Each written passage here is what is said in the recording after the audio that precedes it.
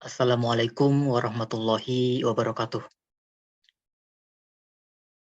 Perkenalkan, kami dari kelompok 6 ingin mempresentasikan hasil diskusi kami mengenai normalisasi 1NF sampai 5NF database dari toko online.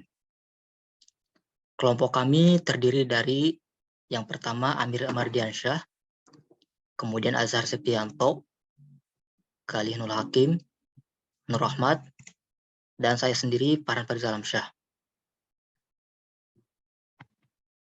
Nah, apa itu normalisasi? Nah, normalisasi database adalah proses pengelompokan atribut data yang membentuk entitas sederhana, non-redundan, fleksibel, dan mudah beradaptasi, sehingga dapat dipastikan bahwa database yang dibuat berkualitas baik.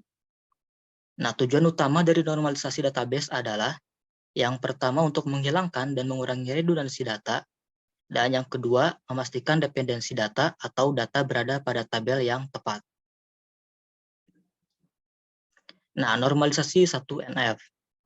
Suatu tabel dikatakan 1NF jika dan hanya jika setiap atribut dari data tersebut hanya memiliki nilai tunggal dalam satu baris. Inti dari normalisasi 1NF adalah tidak boleh ada grouping data ataupun duplikasi data. Nah, sekarang lanjut pada tahap normalisasi 2NF. Nah, jadi tabel yang belum dinormalisasi tadi perlu diubah sehingga bentuk 1NF menjadi seperti ini. Nah, di sini ada beberapa tabel. Yang pertama ada ID user, kemudian nama user, email user, password, alamat, dan ID jenis user. Nah, bisa Anda lihat di sini ada 1, 2, 3, 4, 5 kolom dengan nama user dan email yang terisi.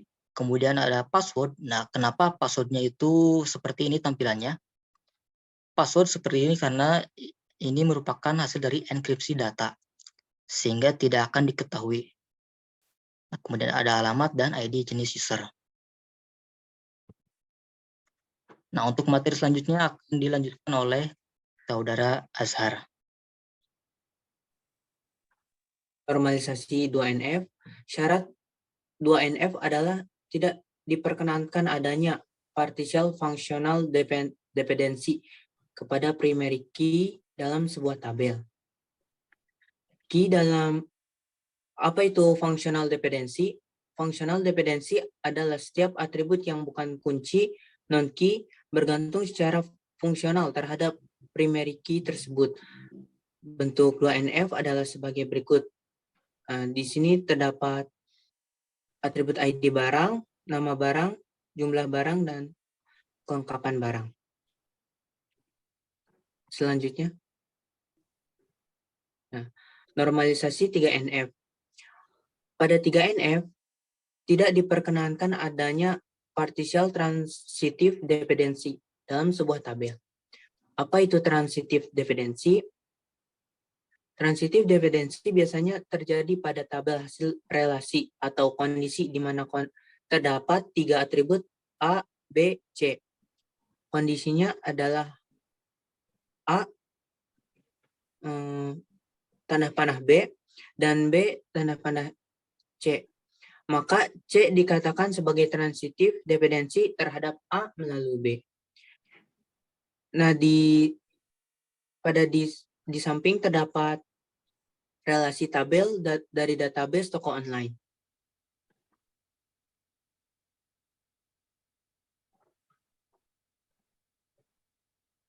Materi selanjutnya akan disampaikan oleh rekan yang lain.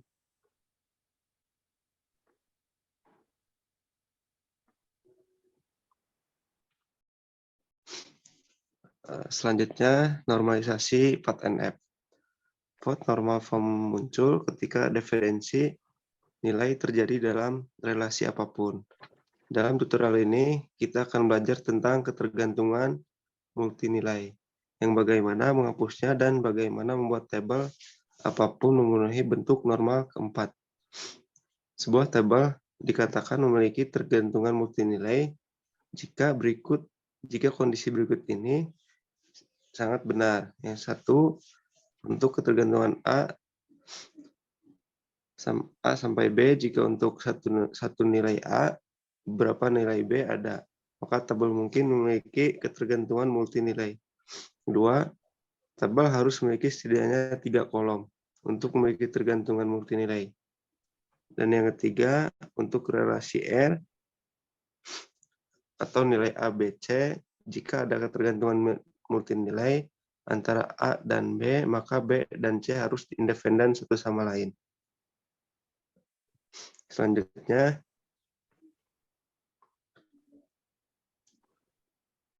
di sini ada tabel atau di sampingnya ada tabel seperti yang Anda lihat. Pada tabel tersebut, user dengan ID user telah memilih 2 nama toko, Gibser dan Kaiba Corporation, dan memiliki 2 alamat, yaitu Ngawi dan Jakarta. Kemudian kita harus memikirkan masalah apa yang ditimbulkan. Lalu yang kedua, catatan untuk user dengan ID user 2 akan menimbulkan 2 catatan lagi. Seperti yang ditunjukkan di samping ini, karena untuk satu user memiliki 2 alamat. Bersama dengan kedua nama toko, alamat ini harus ditentukan secara spesifik. Selanjutnya,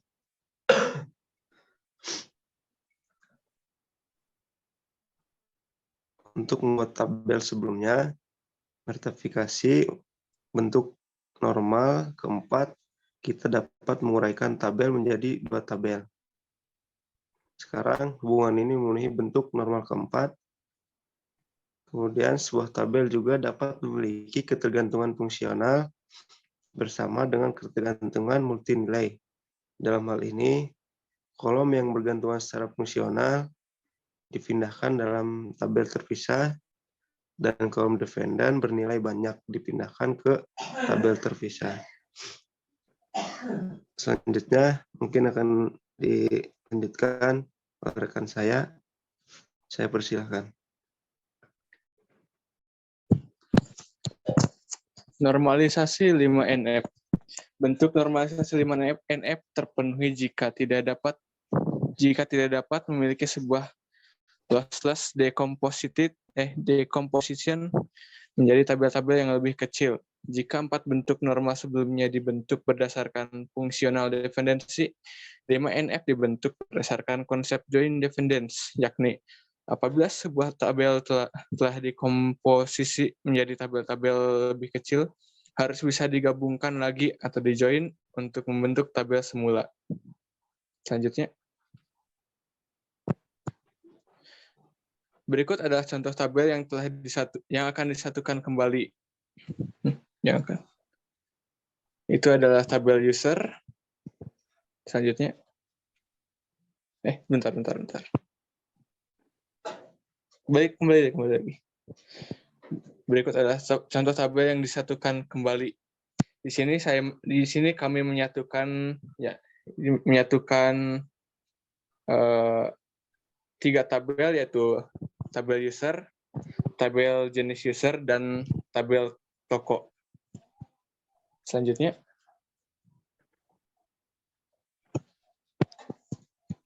adalah bagian IRD yang akan dibahas oleh rekan saya, Nur Rahmat. Kepadanya saya persilahkan.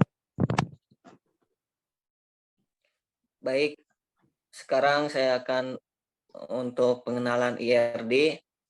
Di sini IRD atau bisa disebut Entity Relationship Diagram atau diagram hubungan entitas adalah diagram yang digunakan untuk perancangan suatu database dan menunjukkan relasi antar objek atau entitas beserta atribut-atributnya secara detail.